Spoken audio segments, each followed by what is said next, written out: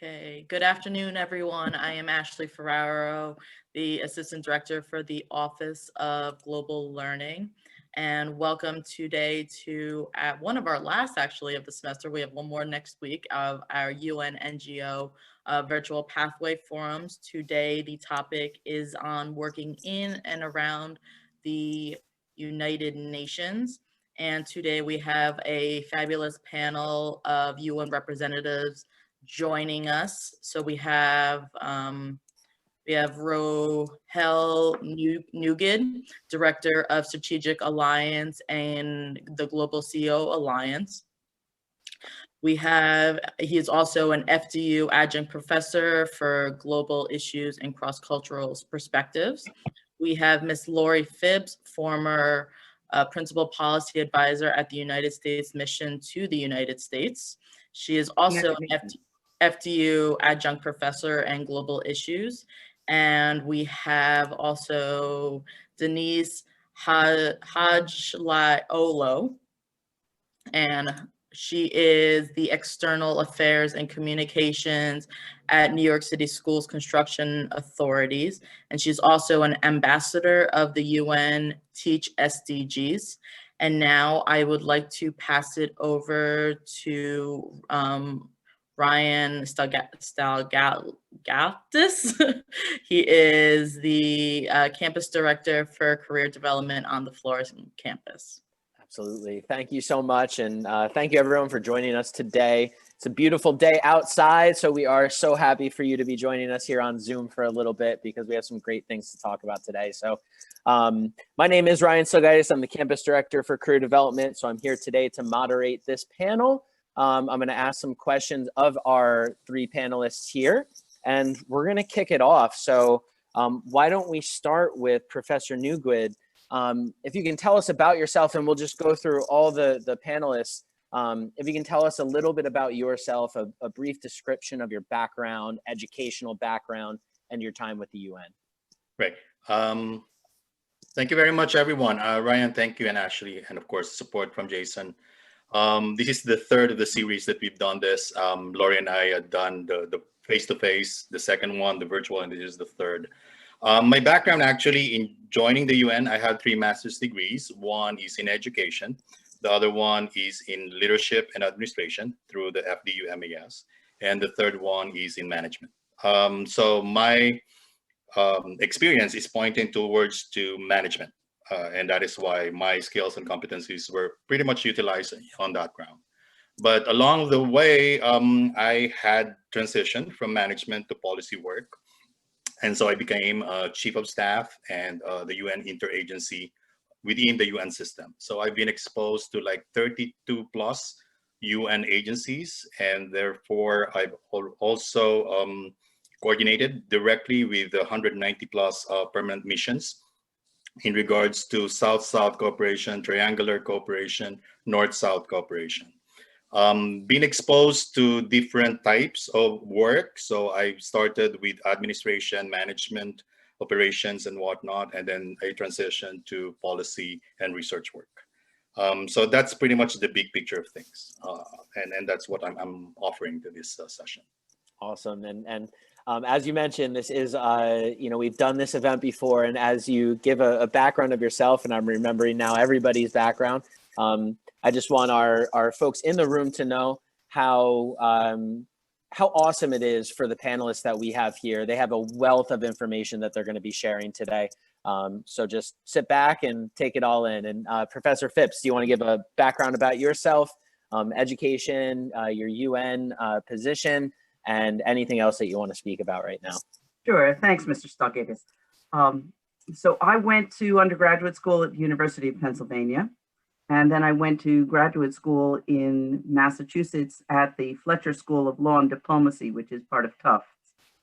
And straight from there, I went into the Foreign Service. So I took the Foreign Service exam and went into the US Foreign Service. My entire career has basically been working for the US government in various capacities. So I was posted in London, England, and then in Calgary, Canada, and then in Washington, DC, where I was working on trade policy, particularly for food and agricultural crops, and then working on human rights. And then I resigned from the Foreign Service because I got married and moved to New York. And after being in New York for a little while, I applied for a position at the U.S. mission to the United Nations as an advisor to the ambassador. And since I had been a Foreign Service officer, I got accepted into that. I then became a civil servant. I worked on African issues, covering a number of different African civil wars at that time. Then I started working on refugee policy. And then I decided that it was time to change things up. And I got what they call seconded, temporarily sent for 2 years to the US Embassy in Moscow. And when I came back from Moscow, I went back to the US mission to the UN, working on, again, humanitarian affairs, and then women's issues and other human rights issues. And also in that period that I was, before I went to Moscow, I did a mid-career kind of sabbatical year and went and got a master's degree at Princeton, at what was then the Woodrow Wilson School. Like, just a mid, I just threw that in there. That's what everybody does, right? You guys have phenomenal backgrounds. I mean, again, I'm just reminded of the last time that we spoke and how impressive you all really are. And Deniz, we didn't have you, or I wasn't on the last panel with you, so I'm very interested to hear your background. If you can share a little bit about yourself, your educational background, your UN work, and anything else related to that.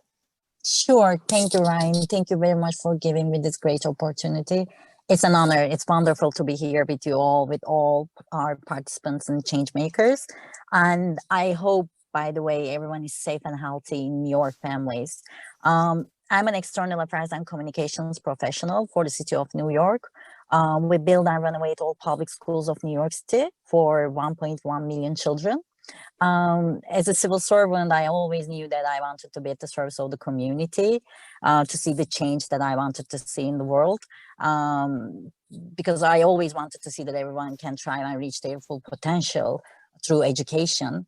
I'm also a TeachSDGs, United Nations TeachSDGs ambassador, which is a United Nations appointed organization that brings around 30,000 educators around the globe together to work on SDGs. We implement sustainable development goals into K-12 classrooms, believing that there is no more powerful transformative force than education.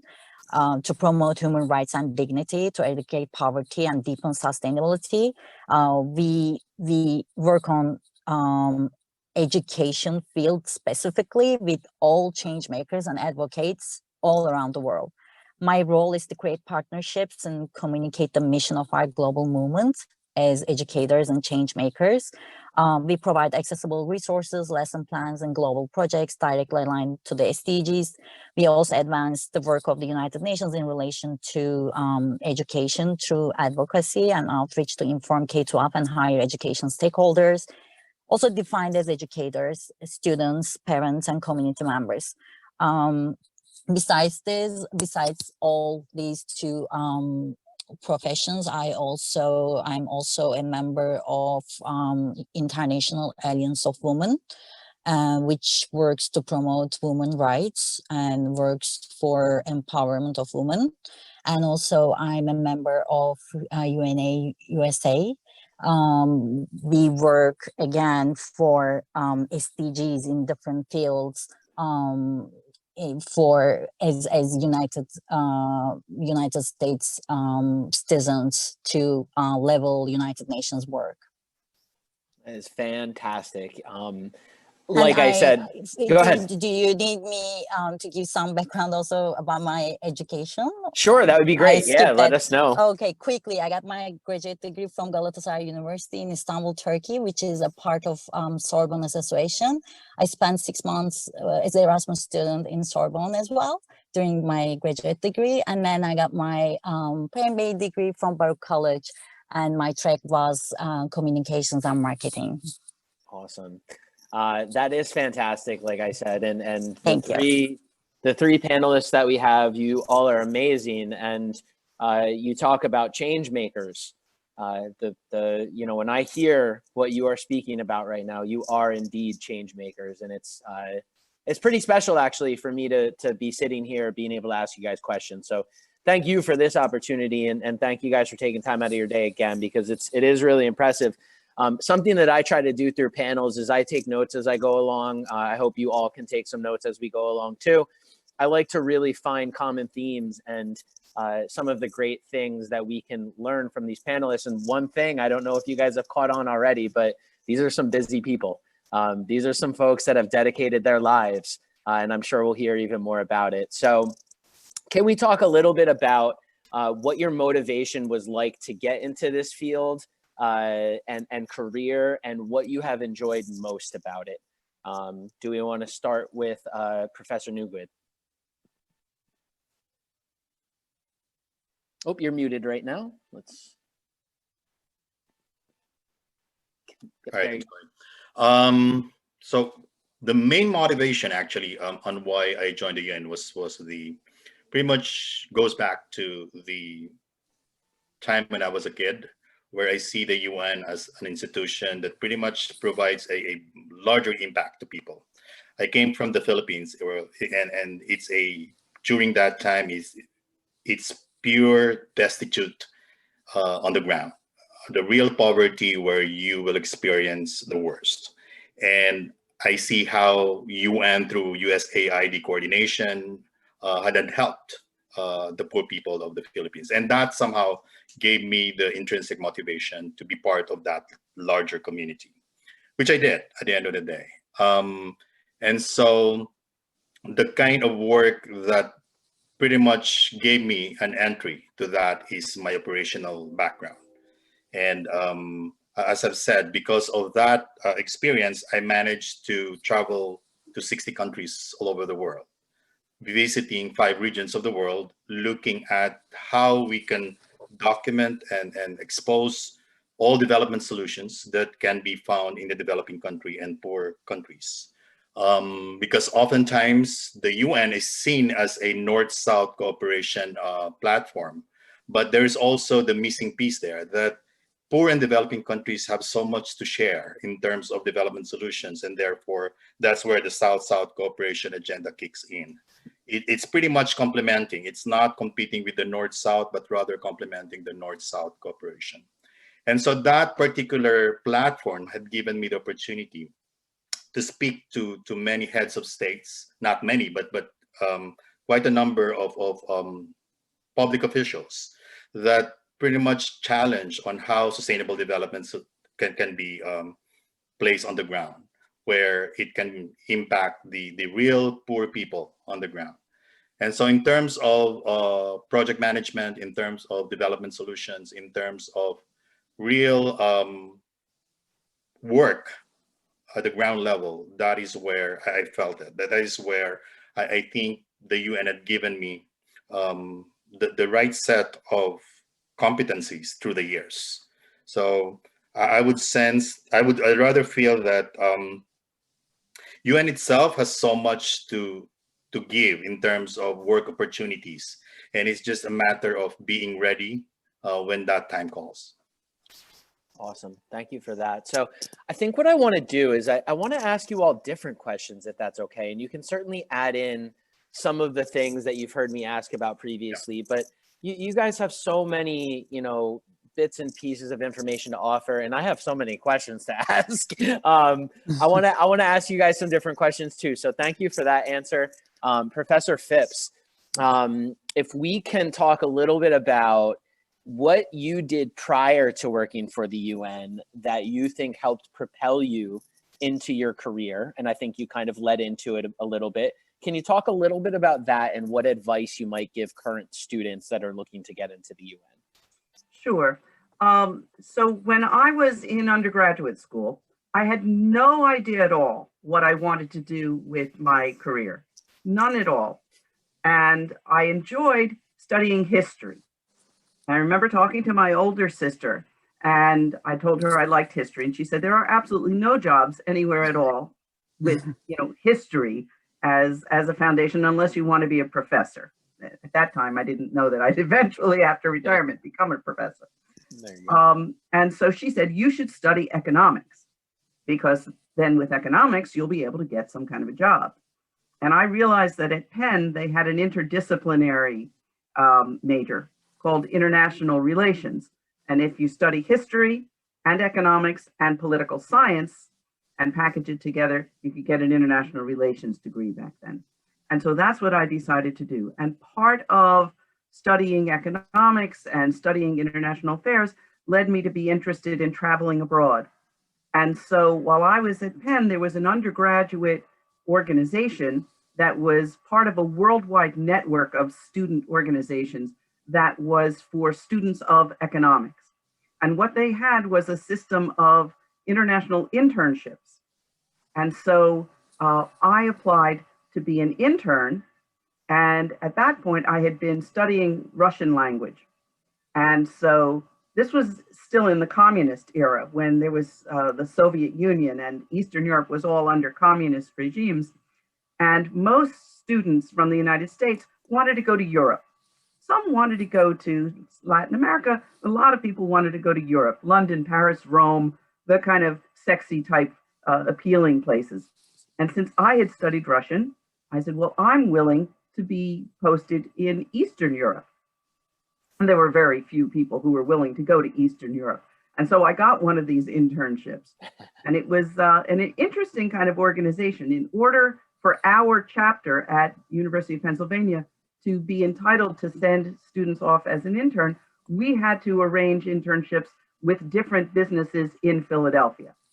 So part of what I did was go around to different corporations and business offices in Philly and explain to them why they should take an intern from Turkey or Nigeria or Italy or whatever. And then for as many internships as we convinced local companies to take, we could get slots overseas.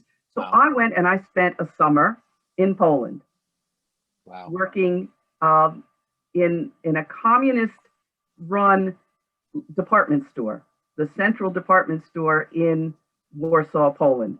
And I saw firsthand how unbelievably inefficient and ineffective a centrally planned economy could be. Because when I got there and said, hi, I'm your intern, they said, oh, well, let's go visit museums. We don't know what to do with an intern. At one point I said, no, I want to do something purposeful, something, that's actually connected to the work of the store. So they gave me a magic marker and said, make these signs that said, on sale for 20 cents, whatever. That's the most meaningful thing they could think of for me to do as an undergraduate major in economics. So that was one internship. Very, very illuminating. I made lots of good friends and acquaintances from around Europe because there were students from all over Western Europe and Eastern Europe there.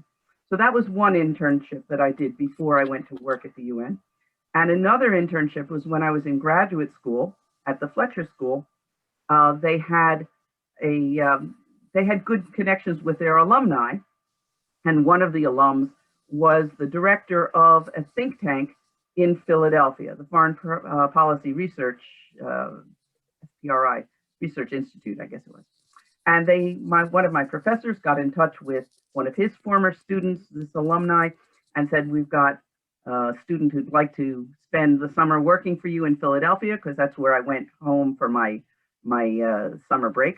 And so I did an internship doing research and writing articles and working with some other interns for this think tank. And that helped me realize that I didn't really enjoy doing academic research work as much as I liked interacting with people. And so having an internship helps you to understand what kind of opportunities are out there, help you refine your view of what you enjoy doing, what you don't enjoy doing so much.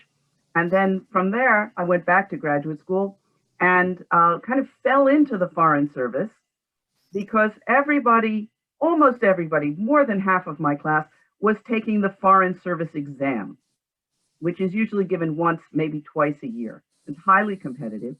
And since I was in a school of international relations, most everyone took the Foreign Service exam. So I said, what the heck? I'll take the Foreign Service exam too. And if I pass it, then I'll see if maybe I want to keep going in that direction or maybe not. What do I have to lose? So I took the exam, passed the exam, took the oral exam, passed the oral exam. Said, well, this seems like the handwriting's on the wall. I might as well do this. I had been thinking maybe I would work for the UN, but since I kept passing the exams for the American Foreign Service, I decided to do that. And also, it's a little bit difficult for American citizens to get employment at the UN. It's not impossible, but it's a little bit difficult because they have quotas at the UN for how many people from each nationality they ought to be employing.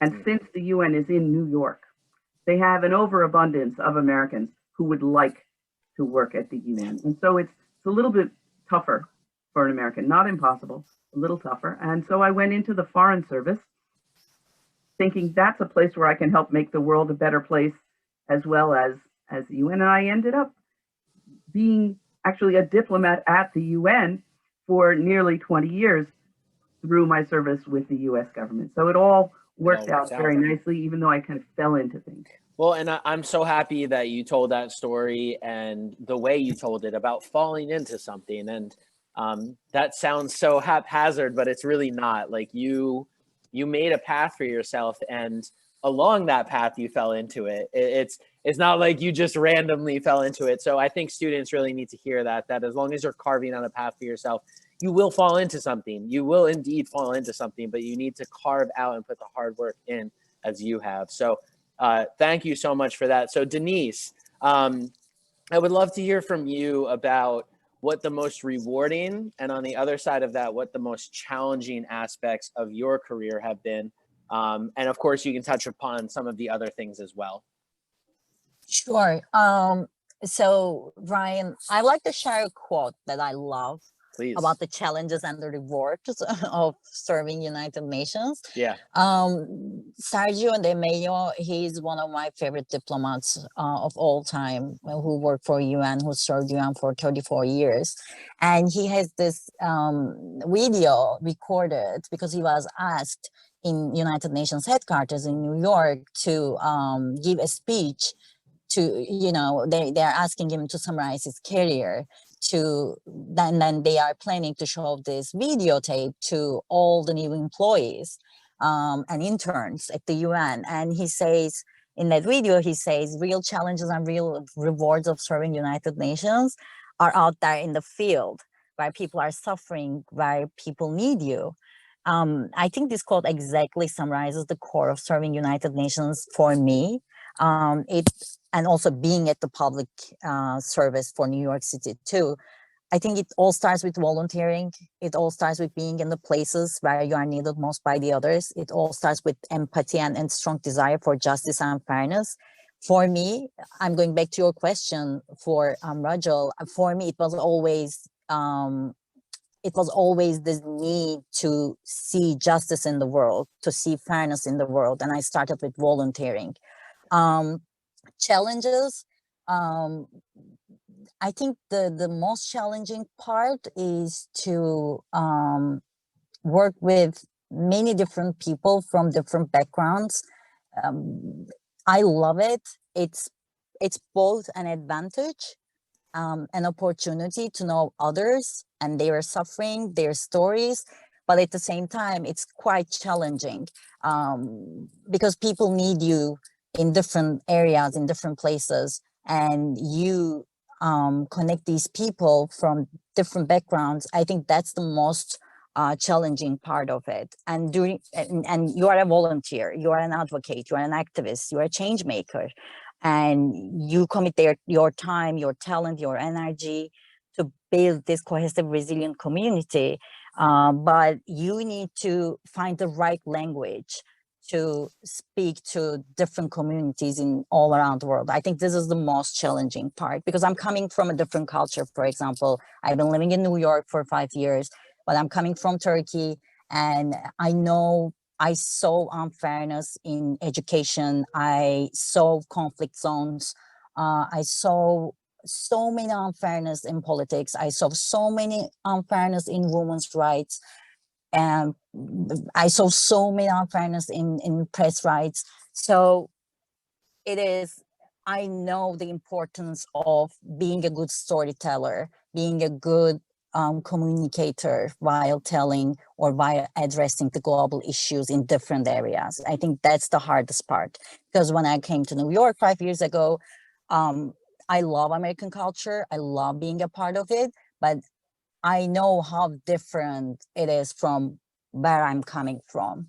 And when I come back here, for example, when I'm at the service of schools in here, or when I talk to educators in here, I realize that with every single community, you need to find a new language. You need to find different ways to solve actually the same global issues, but with a different language. I think that's the hardest, that's the most challenging part, but I love it. I love being a part of it, because I believe that being a good storyteller, being a good communicator is the core of this volunteering, this advocacy. That's why I'm doing it. And I love that. Thank you for sharing that. And I will tell you that I think in this line of work and in many lines of work, storytelling is extremely important. I love the art of storytelling, and I think you're right. You talk about speaking languages, and I know that I think in the way that you were speaking, you're not even talking about speaking other languages, but you're talking about communicating properly with different cultures. Exactly. But on that note, I do want to ask all of you quickly, how many languages do you all speak? I got 4. 4 languages, Professor Phipps? 3. Not 3? 3? 3? Yes. Okay, and Deniz? I'm talking, I know Turkish, I know Spanish, I know French, and I know English. I think 4, Okay. right? 4. 4. I think 4. So the reason I ask is not to put you guys on the spot to quiz you on how many languages you know. It's, I want our students to know the hard work and the dedication that needs to go into getting into a field like this. It's not just, Right. oh, well, I have a passion for it. Passion needs to be there, right? It's one of the first things that needs to be there. And I hear it in every one of your stories, but also there are things that you need to do along the way to make yourself stand out and to make yourself just qualify for these. So Sure. I think it's important for folks to know that too. So with the time we have remaining here, we talked about. Can I say something about Yeah, languages? please do. I think there's also a difference between knowing how to speak a language because you speak it at home and knowing how to read and express yourself in a language on a professional academic level. Because in my home, when I was growing up, I heard a little bit of Russian because my father was from Russia. That did not in any way prepare me to be able to hold professional conversations in Russian in Moscow. So even if you think you might speak, kitchen Russian, I was going to say, you stop need to running. have academic reading and writing skills as well. Stop running around the house, Laurie, in Russian isn't the same in a professional meeting, right? Ryan, I'd like to pick up on that. What Please do. Laurie said. At the UN, you would have to learn 6 official languages, including English, and that actually would require you to have a certification of level 8. So that means at the level 8, you are proficient both in writing, in reading, and in speaking. So from Russia down to not the down, but rather the 6 languages of Africa, of French, English, Russian, Arabic, Chinese, and Russian. Those are the official languages that would matter to those who would want to be part of the UN. But you don't need to speak all 6. You just need to have 2, right? That is correct. That is correct. I mean, it's something to think about, though. And I want students to know every aspect, not only the hard work that goes into it and the stories that you tell, but the actual qualifications and things that they will need to think about. So very good. So yeah, during the next 15 minutes here before we open it up to questions, I think we have time probably for one more question each. And what I'd like to do with that is just ask each one of you, what else do you want to share with the students today? What's kind of the best advice you could give them? And yeah, I guess if you could think of just one thing that you would want everyone to leave here knowing today, what would that be? Professor Nuguid, let's start with you again. Right. I'd like the students not to be overwhelmed by knowing that there is the UN, because the mere fact that you're talking about UN is like a big thing. Yeah. It's not. It's digestible. It's digestible by looking at the organization with having several tentacles. So the UN system body itself has so much UN agencies. So students need to learn that you have like 30 plus UN agencies that you can explore career-wise. So you could look at UNDP, you could look at UNEP for environment, ILO for labor, WHO if you're looking at public health. You have UNAIDS. Deniz had mentioned about UNV, the volunteering. Those who are passionate about women, you could look at UN Women and so forth and so on. So those are digestible parts of the larger organization. But another thing that I would like to emphasize on is like, in looking at career opportunities in the UN, you have several paths in taking a career. You could start with the internship path, and that can be born out of volunteering.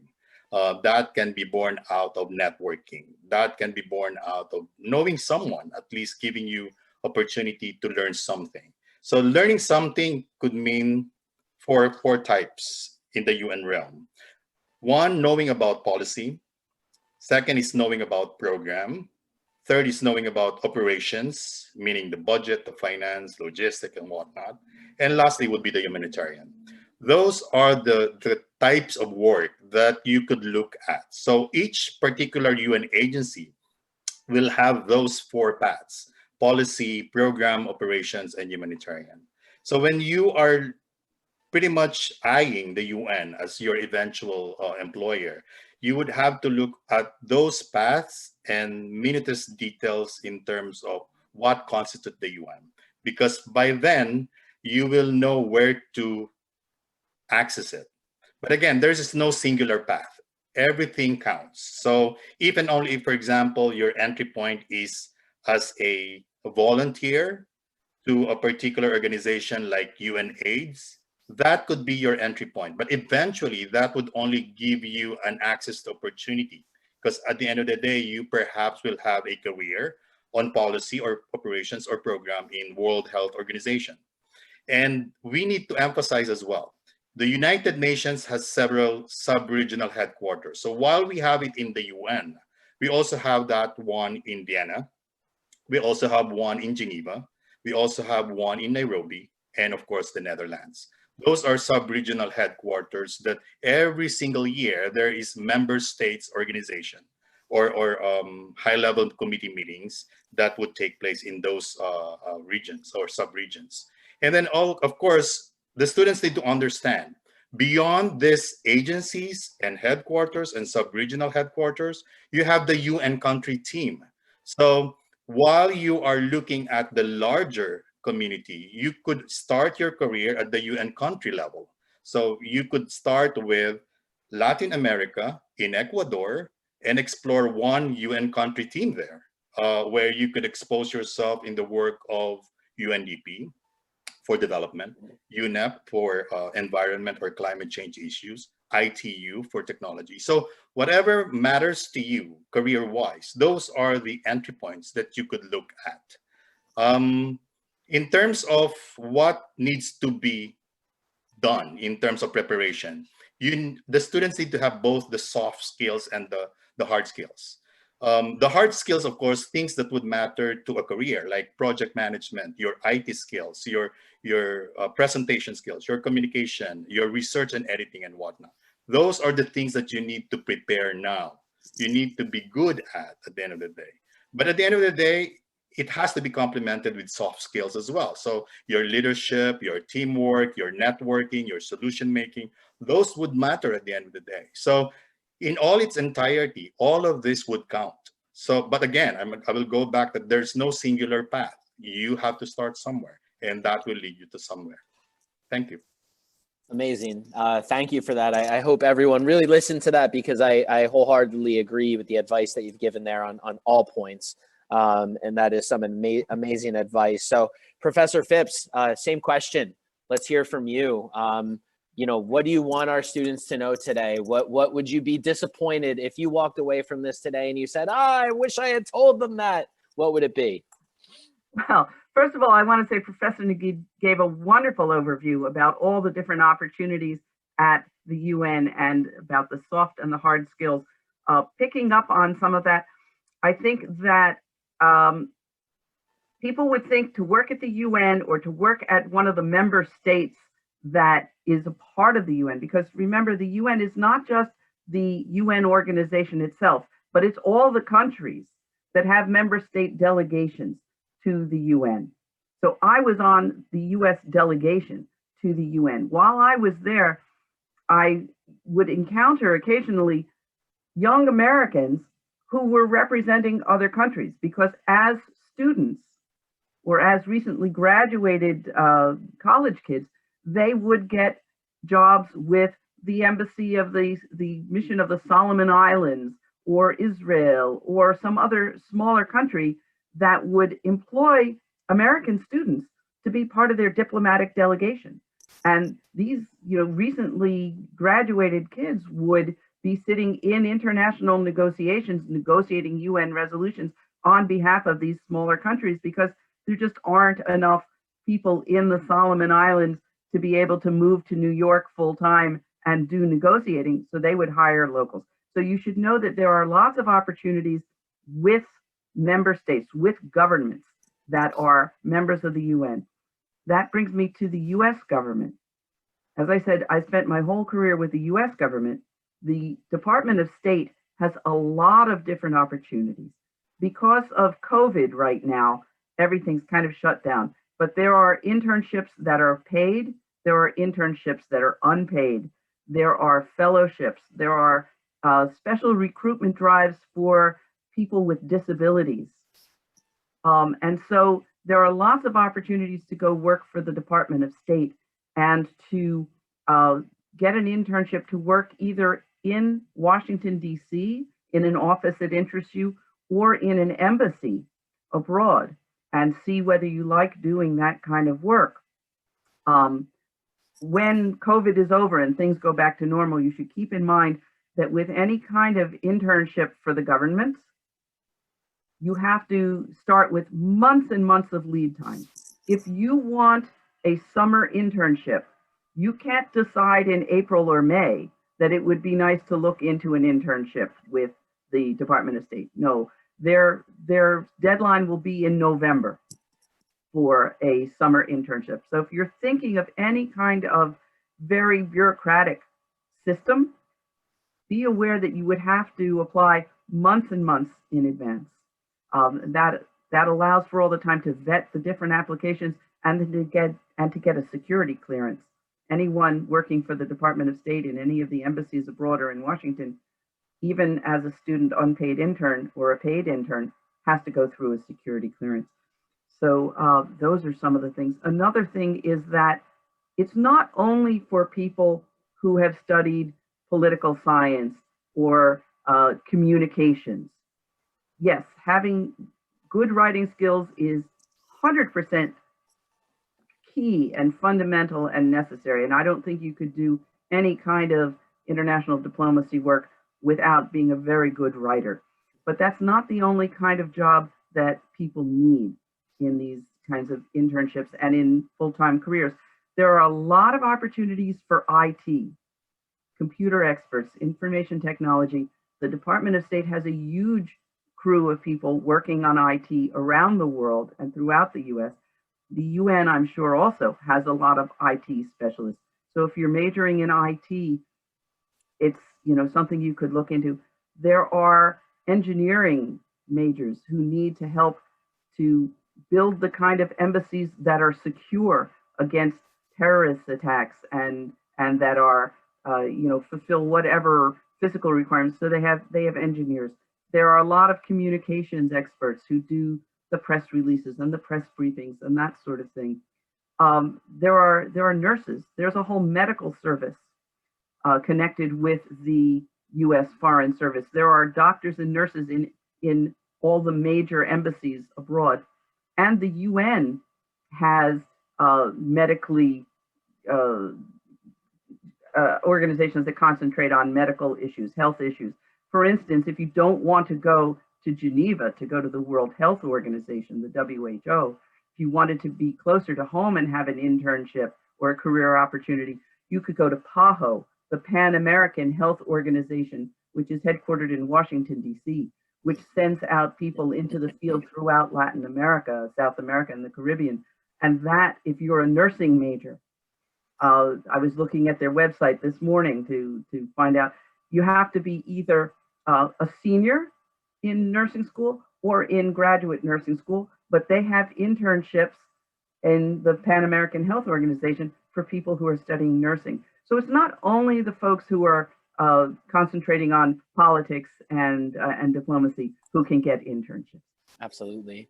That again, I hate to say it again, but another amazing answer. That's so much great information right there. And the one thing I thought during the last two answers is, good thing this is being recorded. So I would let everyone know to go back and maybe even watch it again and take more notes, because there's a lot of information being thrown at you here.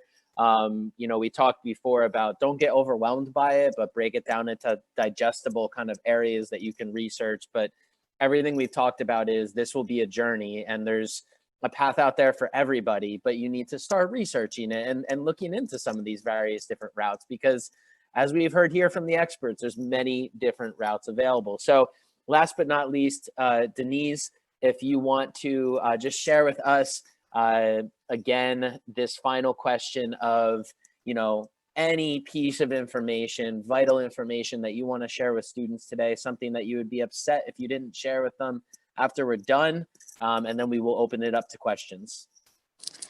Sure, Ryan, you both summarized it very well. I love your answer. I just would like to add one thing. I think you need to be an inspiration in action.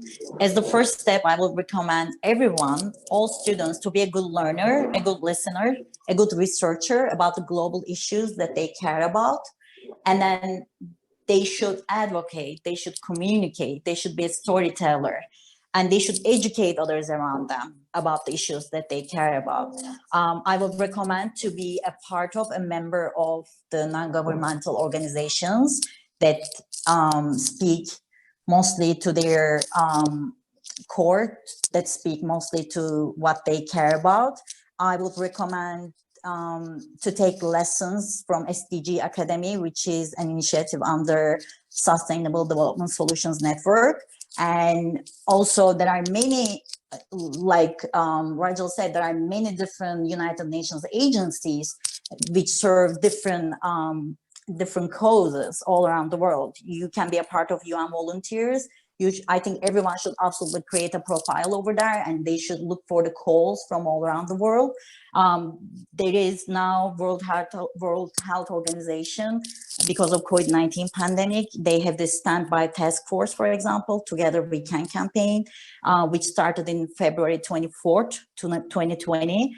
And they focus on collecting the most prevalent rumors and misinformation. First, they started with Middle East and Southeast Asia, and now they work all around the world to fight against the misinformation about COVID-19 crisis that we face all together. Or they can apply to UNICEF if they want to fight for the rights of the children, to keep children healthy and safe.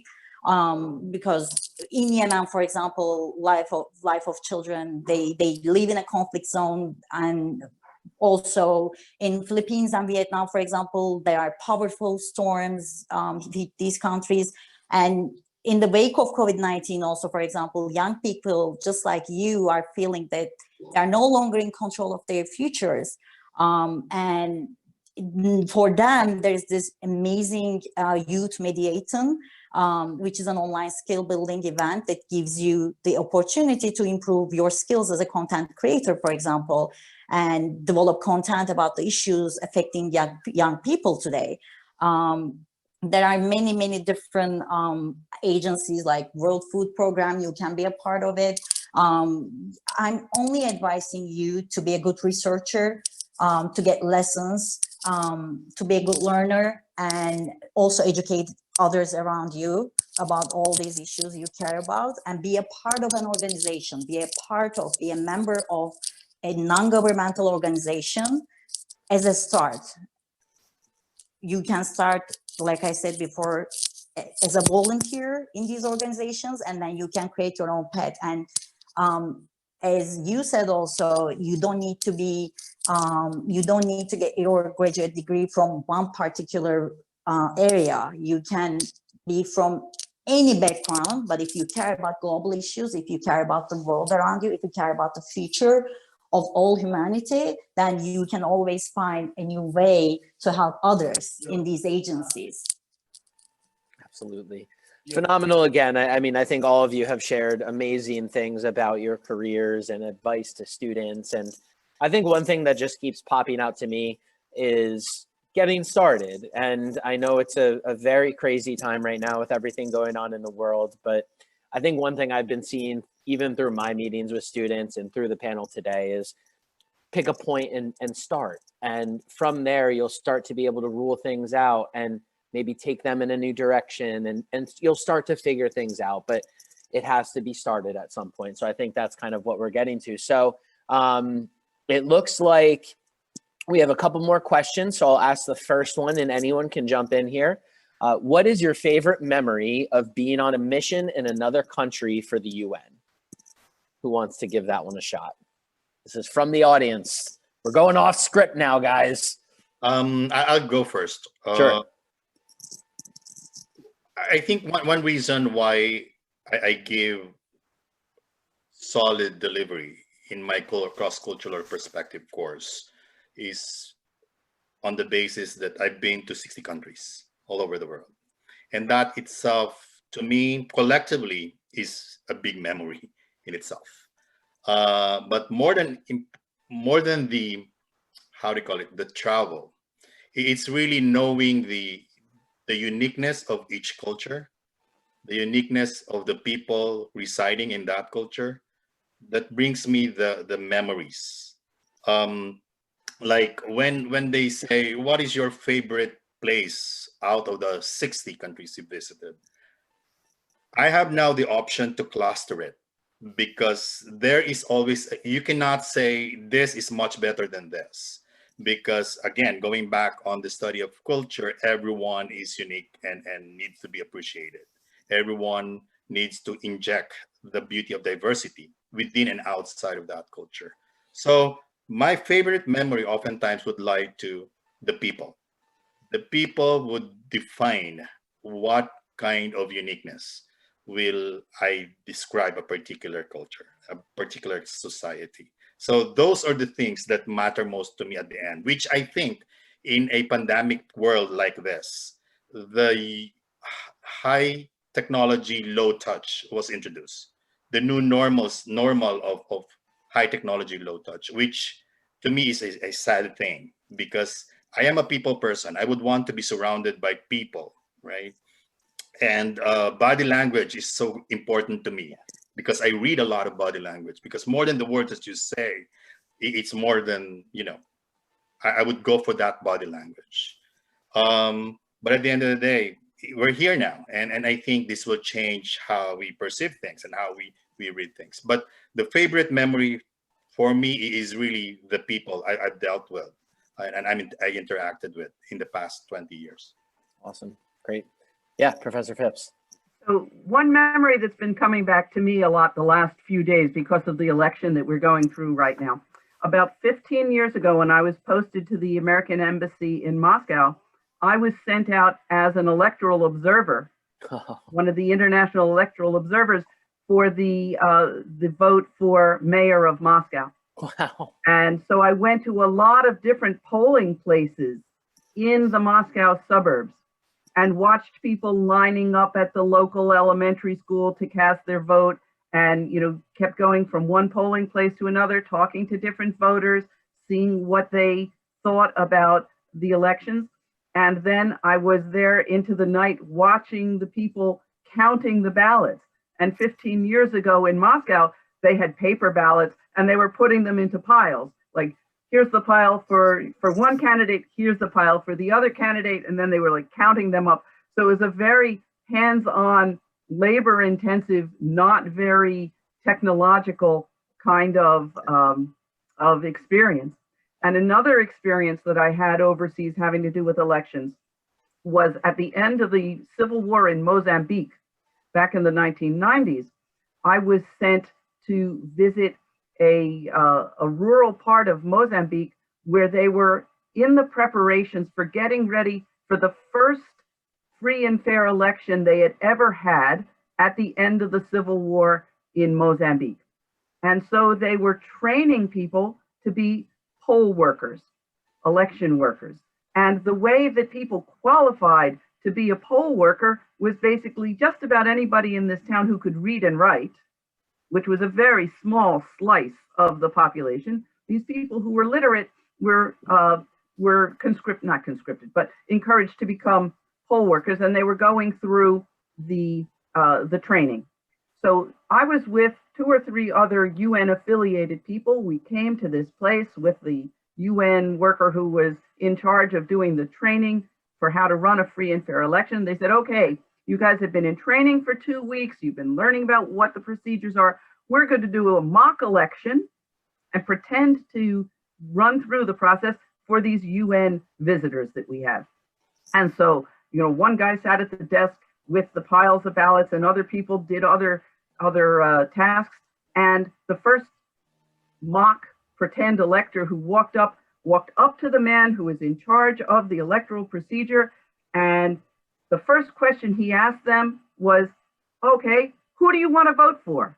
And everybody went like, no, no, it's a secret ballot. You're supposed to just hand them the piece of paper and say, go over there behind the little screen so no one can see you, fill it out. No, do not ask who they're going to vote for. Totally the wrong question. So it was like very illustrative to like the level of unfamiliarity that people in a place like rural Mozambique had with the basic fundamentals of democracy. And it's like a very vivid memory to me, these 2 electoral experiences. And I've, you know, obviously with what's going on right now, it brings it to mind.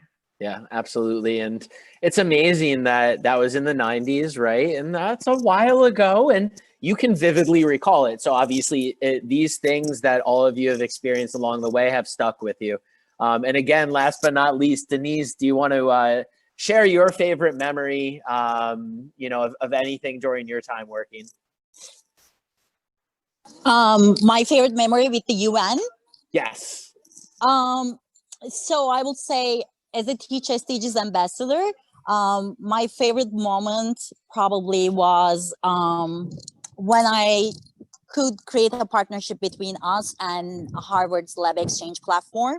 It was amazing at that time because they just started this initiative at the beginning of this year, and they provide free lesson plans, free resources for science education to all students all around the world. And at that time, we had this project that we were building sustainable schools in Africa, and Kakuma refugee camp, especially over there, we built a school at that time, and it was just a great timing. And they had this amazing platform. I could reach out to them, I could communicate them, and then they were open to be a partner of our organization.